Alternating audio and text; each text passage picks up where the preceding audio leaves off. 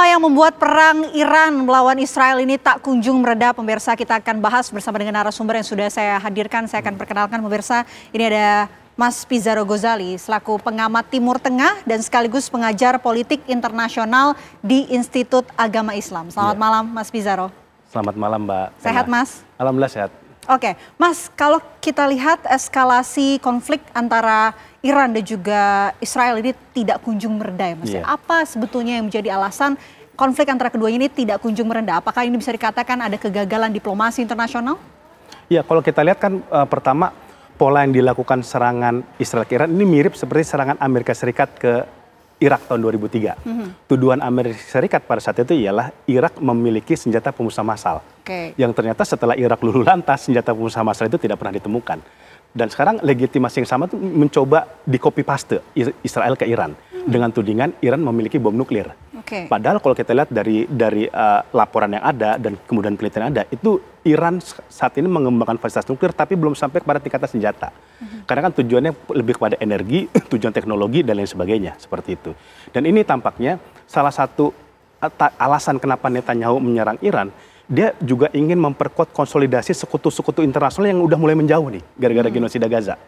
Prancis, Inggris, itu kan tadi sekarang udah mulai berbalik badan dari Israel karena genosida Gaza. Dengan serangan ini kan mereka akhirnya kembali mendukung Israel.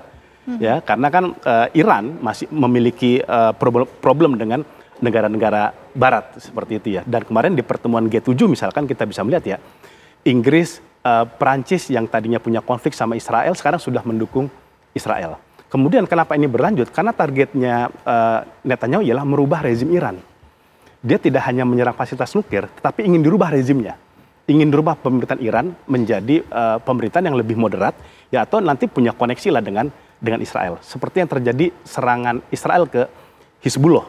Ya, Hizbullah yang faksinya Iran juga ketika melakukan pertempuran dengan Israel dan kemudian juga mendapatkan dampak yang besar serangan tersebut dari Israel. Sekarang kan Hizbullah bisa dikatakan kekuatan tidak lagi sekuat dulu. Ya, karena sekjennya ikut meninggal, para jenderal-jenderalnya meninggal dan lain sebagainya, dan bisa dibilang itu yang membuat kayaknya Hizbullah itu tidak begitu sekarang ikut turut serta dalam perang antara Iran melawan Israel. Kemudian Iran juga sama, sebuah negara yang berdaulat pasti dia akan melakukan perlawanan. Karena Mbak, kalau kita lihat ya, yang kena dari serangan-serangan itu Israel itu rata-rata fasilitas strategis. Fasilitas nuklir NANS itu terbesar loh di Iran. Ada lagi South Pars ya, fasilitas ladang gas. Itu juga fasilitas ladang gas yang sangat besar. Dan ini sudah pasti kan tekanan di Iran dalam negeri juga pasti sangat kuat untuk melakukan pembalasan.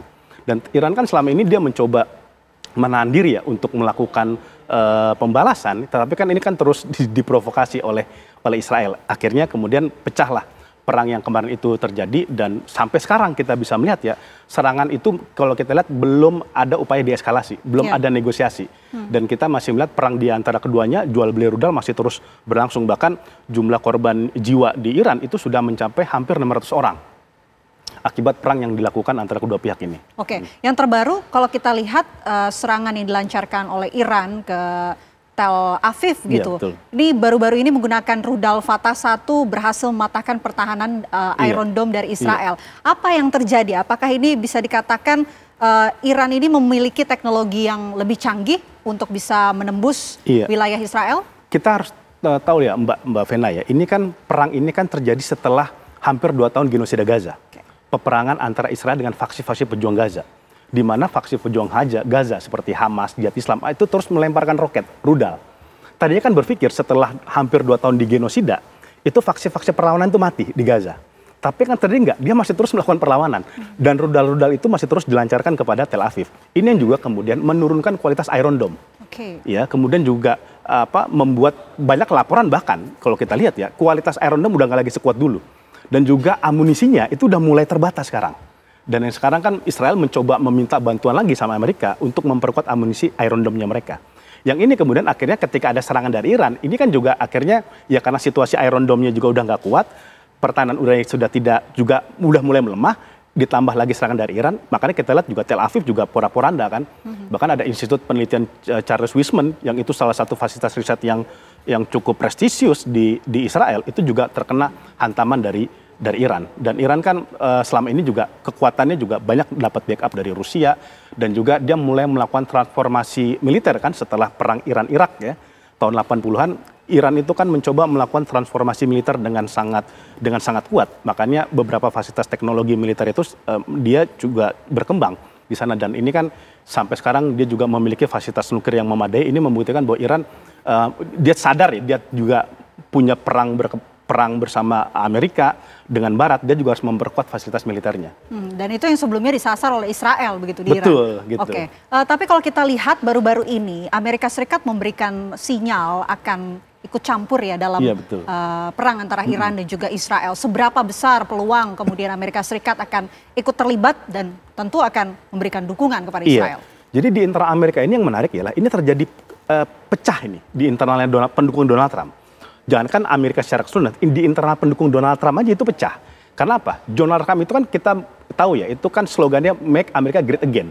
Dan kemudian American First. Artinya sesuai janji kampanye dia lebih mengurangi porsi perang di luar negeri untuk mengamankan ekonomi di dalam negeri. Bukan kemudian, apalagi dia juga pernah campaign dia pengen jadi juru damai, ya kan seperti itu. Ya, bahkan ini pecah nih pendukung Trump ini. Loh, bukankah Anda itu ketika kampanye ingin jadi juru damai, American First, tapi kok malah mengorbankan perang? Tapi problematikanya kan, partainya Donald Trump ini, partai Republik ini kan banyak dikelilingi oleh kelompok-kelompok lobby Zionis, lobby-lobby pro-Israel, yang kemudian akhirnya mendorong Donald Trump dan juga Amerika Serikat untuk sekarang lagi menimbang-nimbang untuk ikut bersama Israel melakukan serangan sama Iran. Sekarang kapal-kapal tanker Amerika misalkan, itu kan sudah diarahkan ke Timur Tengah.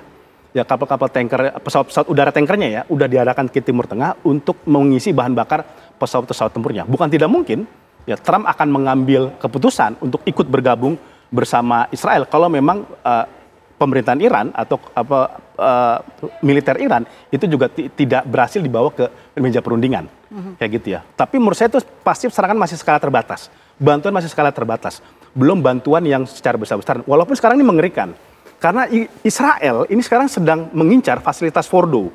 Fordo itu fasilitas nuklirnya Iran yang ditaruh di bawah 80 meter di bawah permukaan tanah, setengah mil. Seperti itu. Dan itu hanya bisa dihancurkan dengan bom yang sangat besar, bom B2. Mas Pizarro, sambil juga kita sama-sama lihat, saksikan kekuatan militer Iran dan juga Israel. Ini kami akan hadirkan di layar kaca Anda pemirsa. Ini adalah adu kekuatan militer Iran versus Israel. Oke, tentara aktif dari Israel ini ada 3.949.000, sementara Iran 49.000 lebih tentara aktif. Selanjutnya mengenai pesawat tempur, Israel memiliki 611 pesawat tempur, sementara Iran 551 pesawat tempur. Self-propelled artillery, Israel memiliki sebanyak 352, sementara Iran 392. Ini perbedaannya tidak begitu jauh antara kedua negara. Dan untuk mobile rocket projectors, Israel memiliki 183, namun Iran ini memiliki 1.517 mobile rocket projectors. Sistem pertahanan udara Israel ini terdiri dari Iron Dome dan juga Arrow, sementara Iran ini ada rudal balistik dan juga rudal jelajah. Nah, itu dia kita sudah saksikan ya kekuatan antara Iran dan juga Israel. Kalau ditimbang-timbang berdasarkan yang sudah kita saksikan bersama, ini kekuatannya seperti apa? Menelaah kekuatan antara Iran dan juga Israel. Iya, ini kan Israel selama ini kan berperang itu bukan dengan negara kayak Hamas ya di Gaza, Jihad Islam itu kan dia kelompok, bukan negara. Nah, ketika dia menghadapi Iran, ini kan Iran ini sebuah negara yang real ya. Kemudian tentaranya itu juga real gitu. Artinya ini ada pertarungan yang sepadan yang dihadapi Israel melawan Iran. Tapi problematikanya kita mengetahui bahwa Iran itu memiliki sekutu yang sangat kuat. Itu Amerika. Ya, itu juga ada Inggris dan juga ada Prancis. Dan terakhir kan tadi saya katakan bahwa Prancis dan Inggris itu sekarang mencoba kembali kepada Israel yang tadinya itu konflik dia ketika terjadi genosida Gaza karena Inggris sama Prancis tidak setuju. Sedangkan Iran saya masih melihat Rusia belum tentu firm untuk berada di belakang Iran. Memberikan dukungan Rusia dan Cina. Iya, kenapa? Rusia masih berhadapan dengan NATO di Ukraina. Ya, dia masih menghadapi perang di Ukraina yang belum selesai. Seperti itu. Pasti dia lebih fokus terhadap perang terhadap Ukraina. Makanya kan pendekatan Putin dia menawarkan mediasi. Dia mulai menawarkan sebagai penengah, ya. Apalagi hubungan Trump sama Putin itu udah relatif cair, Amerika sama Rusia. Cina juga sama, belum tentu juga firm dia mendukung Iran. Kenapa? Cina itu kan pendekatan lebih pada ekonomi. Dan Timur Tengah itu lapak kedua terbesar dia, lapak dagang terbesar kedua dia setelah Indo-Pasifik. Namanya juga orang dagang di pasar, ya dia tidak ingin ketika mau dagang tapi di pagernya itu terjadi tawuran. Nah, sama juga Cina itu mendorong upaya terjadi adanya mediasi antara Iran dan Israel. Yang ingin kita ketahui, Mas Pizarro, apa sebetulnya skenario terburuk jika eskalasi perang antara Iran dan juga Israel ini makin terus memanas? Kita akan bahas usai jeda. Apa kabar Indonesia malam akan kembali untuk Anda sesaat lagi.